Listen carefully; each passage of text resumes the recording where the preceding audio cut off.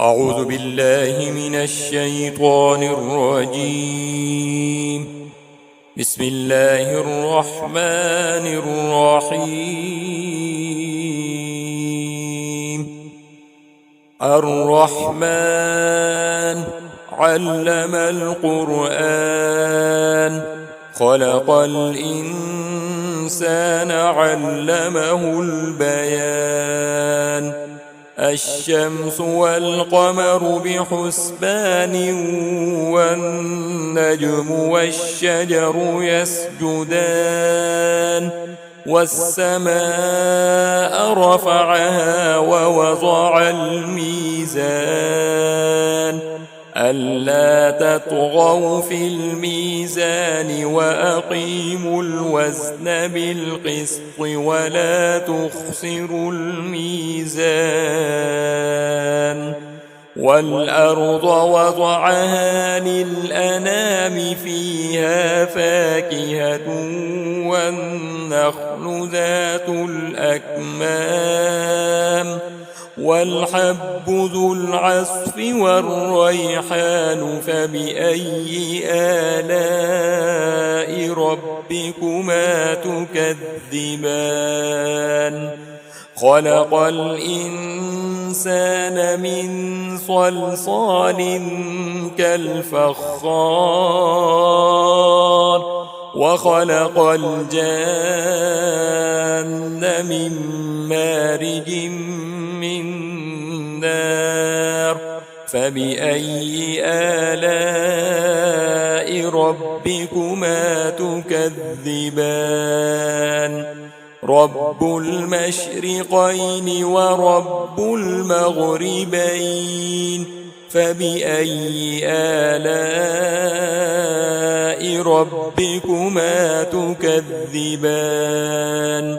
مرج البحرين يلتقيان بينهما برزخ لا يبغيان فبأي آلاء ربكما تكذبان.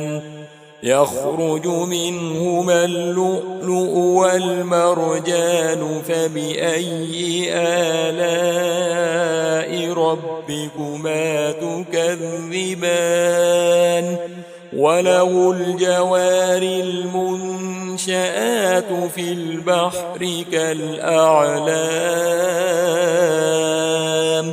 فبأي آلاء ربكما تكذبان.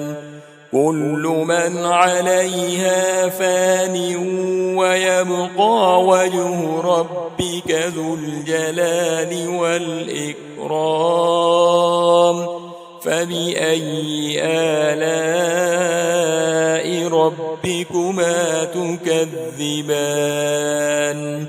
يسأله من في السماوات والأرض كل يوم هو في شأن فبأي آلاء ربكما تكذبان.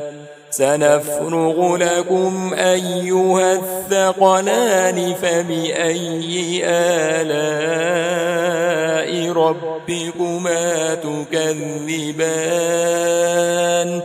يا معشر الجن والإنس إن استطعتم أن تنفذوا من أقطار السماوات والأرض فانفذوا لا تنفذون إلا بسلطان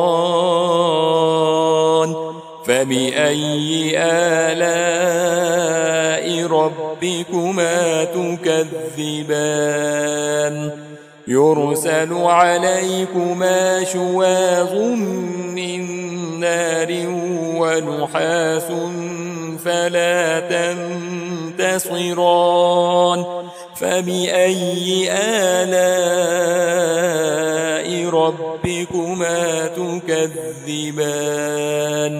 فإذا انشقت السماء فكانت وردة كالدهان فبأي آلاء ربكما تكذبان فيومئذ لا يسأل عن ذنبه إنس ولا جان فبأي آلاء ربكما تكذبان يعرف المجرمون بسيماهم فيؤخذ بالنواصي والأقدام فبأي آلاء ربكما تكذبان هذه جهنم التي يكذب بها المجرمون يطوفون بينها وبين حميم آن فبأي آلاء ربكما تكذبان ولمن خاف مقام ربه جنتان فبأي آلاء ربكما تكذبان ذواتا أفنان فبأي آلاء ربكما تكذبان فيهما عينان تجريان فبأي آلاء ربكما تكذبان فيهما من كل فاكهة زوجان فبأي آلاء ربكما تكذبان متكئين على فرش بطائنها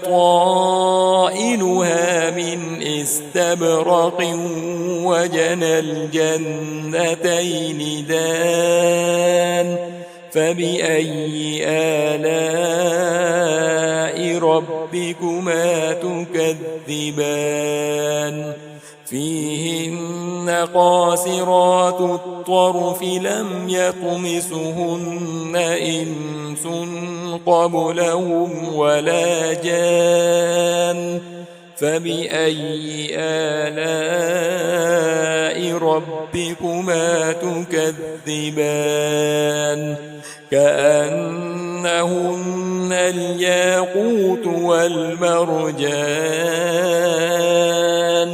فبأي آلاء ربكما تكذبان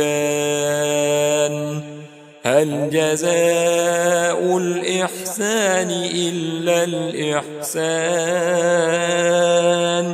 فبأي آلاء ربكما تكذبان ومن دونهما جنتان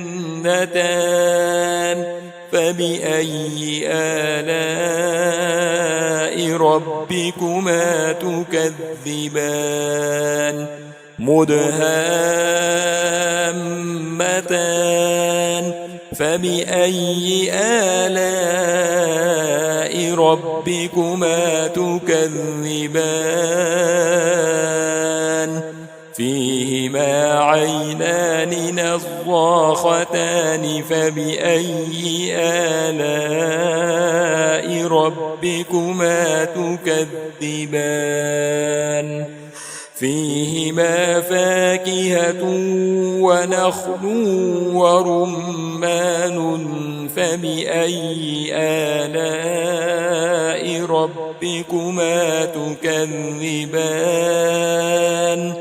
فيهن خيرات حسان فبأي آلاء ربكما تكذبان حور مقصورات في الخيام فبأي آلاء ربكما تكذبان لم يطمثهن إنس قبلهم ولا جان فبأي آلاء ربكما تكذبان متكئين على رفرف خضر وعبقري حسان فبأي آلاء ربكما تكذبان تبارك اسم ربك ذي الجلال والإكرام